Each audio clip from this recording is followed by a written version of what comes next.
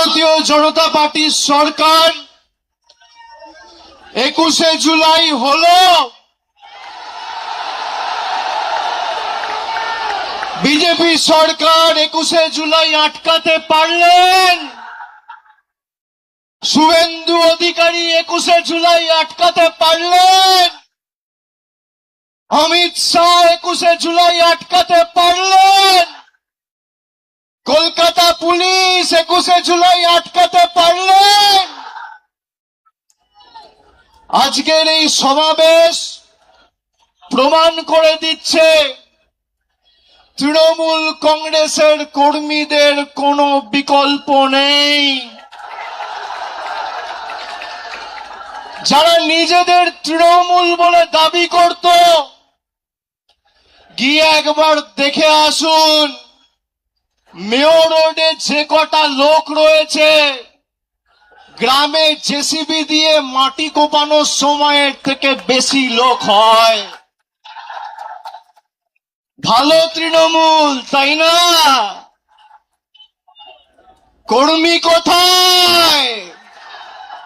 জনতা কোথায়? মমতা বন্দ্যোপাধ্যায় যেখানে, জনতা সেখানে। অনেক বড় কেউকেটা হয়েছেন। এই গাছগুলো দেখছেন, একটা পাতা যদি ঝরে পড়ে যায়, একটা ডাল যদি কেউ কেটে ফেলে দেয়, তার সবুজ আর কেউ ধরে রাখতে পারে না। সেই ডালের মধ্যে, পাতার মধ্যে আর কোনোদিন প্রাণ কেউ সঞ্চার করতে পারে না। তার শক্তি তার শিকড়ে। একইভাবে তৃণমূলের শিকড়ের নাম মমতা বন্দ্যোপাধ্যায়,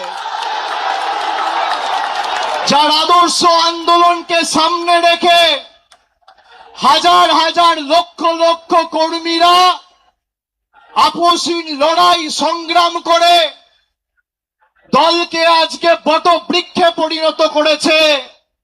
তারা যদি ভাবে যে গদ্দারি বেঈমানি করে দলকে দুর্বল করব, তৃণমূল কংগ্রেস আরো শক্তিশালী হবে।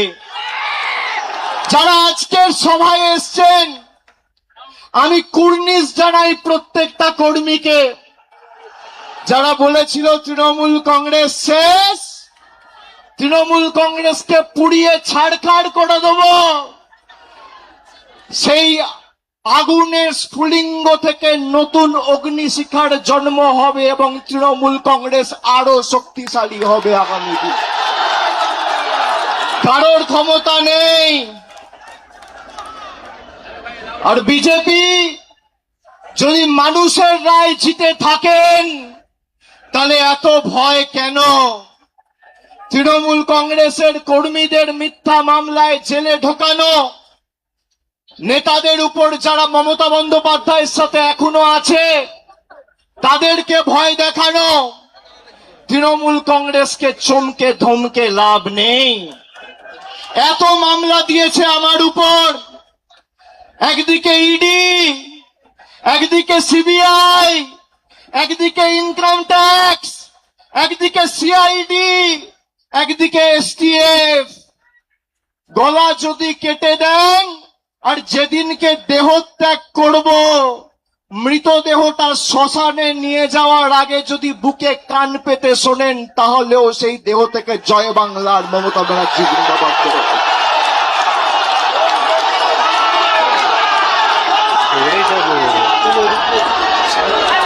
ইতিহাস প্রতিকূলতার বিরুদ্ধে প্রলোভনকে উপেক্ষা করে যারা লড়াই করে, ইতিহাস তাদেরকে সমর্থন করে, গদ্দারদের সমর্থন করে না। 5 ওয়াট 10 ওয়াটের বাল্ব, সে এখন ভাবছে আমি হ্যালোজিন হয়ে গেছি।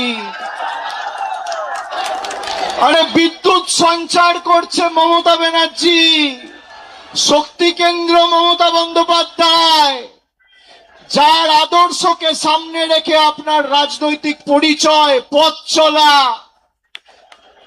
যদি কেউ নিজের মাকে ত্যাগ করে, সে সন্তানকে সৃষ্টিকর্তা সর্বশক্তিমানও কোনোদিন ক্ষমা করে না। যারা গেছে, আমি নেত্রীকে অনুরোধ করব, দয়া করে আগামী দিনে একটাকেও ফেরত নেবেন না, একটাকেও ফেরত নেবেন না। আজকের এই কর্মী সমর্থকদের উৎসাহ উদ্দীপনা, বিজেপির ক্ষমতা হবে ক্যাথিড্রাল রোডে এই মিটিং করার, রাজ্য সরকারের ক্ষমতায়, পুলিশ তোমার, তদন্তকারী সংস্থা তোমার, অর্থ তোমার, কেন্দ্র সরকার তোমার, মানুষ তৃণমূলের সাথে রয়েছে।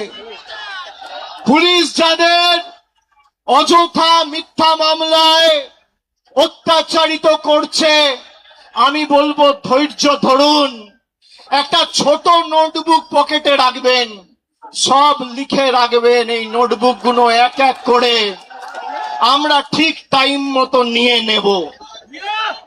যারা যে ভাষায় বোঝে তাদের সে ভাষাতেই জবাব দেওয়া হবে। ঘর বাড়ি ভেঙে দিয়ে, পার্টি অফিস গুড়িয়ে দিয়ে ভাবছে তৃণমূলকে উৎখাত করব, দুর্বল করব।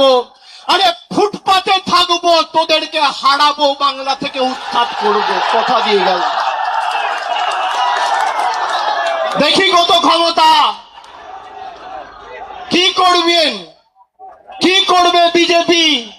জেলে রাখবে, মিথ্যা মামলায় ঢোকাবে, ঢোকাও, তাও বশ্যতা স্বীকার করব না। মেরুদণ্ডটা ফর সেল নয়।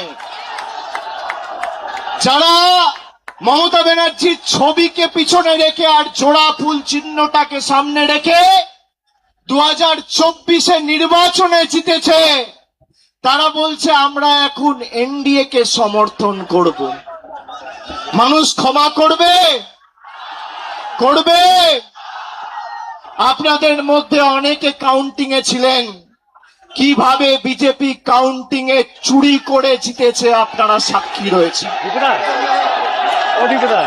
যারা রামের নামে ভোট চেয়েছিল, সেই রাম মন্দিরে চুরির দায় এই বিজেপির।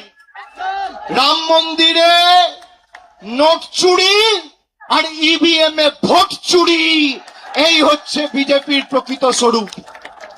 আর যারা গা বাঁচাতে, পিঠ বাঁচাতে বালিশ চাটার গ্রুপে যাচ্ছেন, এদেরকে তৃণমূল বলবেন না, বলবেন বালিশ চাটা। খালি বিসি বললেই হবে। বিসি, বিসির অনেক মানে হয়। বালিশ চাটা, আমি আর বেশি কিছু বললাম না। হয় পুলিশের কাছে মামলায় ধৃত, আর না হলে মেরুদণ্ড বিক্রি করে বালিশ চাটা ঋতব্রত। এই দুটো ছাড়া গদ্দারদের উপায় নেই। আমি বক্তব্য দীর্ঘায়িত করব না, খালি আপনাদের বলবো আপনারা শক্ত থাকুন। আমাদের আগামী দিনের লড়াইয়ের ময়দানে আবার দেখা হবে। বিশেষ করে যে সমস্ত তৃণমূল কংগ্রেসের নির্বাচন সিম্বলে, তৃণমূলের সিম্বলে, জোড়া ফুল সিম্বলে নির্বাচিত হয়ে যারা পিঠ বাঁচাতে নিজেদের মেরুদণ্ড বিক্রি করে ওদিকে গেছে, আমরা প্রত্যেকটা বিধানসভায় গিয়ে মানুষের কাছে ক্ষমা প্রার্থনা করে আসব। আগামী দিন লড়াইয়ের ময়দানে দেখা হবে। আমি তৃণমূল কংগ্রেসের নির্ভীক, সাহসী, সংগ্রামী, দেবতুল্য কর্মীদের আমার অন্তরের শ্রদ্ধা, কৃতজ্ঞতা, প্রণাম এবং কুর্নিশ জানিয়ে আমার বক্তব্য এখানে শেষ করছি। এরপর নেত্রী বলবেন, তার কথা আমরা শুনব। জোরে বলুন, জয় বাংলা, জয় বাংলা, জয় বাংলা, জয় বাংলা, জয় বাংলা, জয় বাংলা, জয় বাংলা, জয় বাংলা, জয় বাংলা, জয় বাংলা, জয় বাংলা, জয় বাংলা। অনেক অনেক ধন্যবাদ, নমস্কার। আমাদের মাননীয় নেত্রী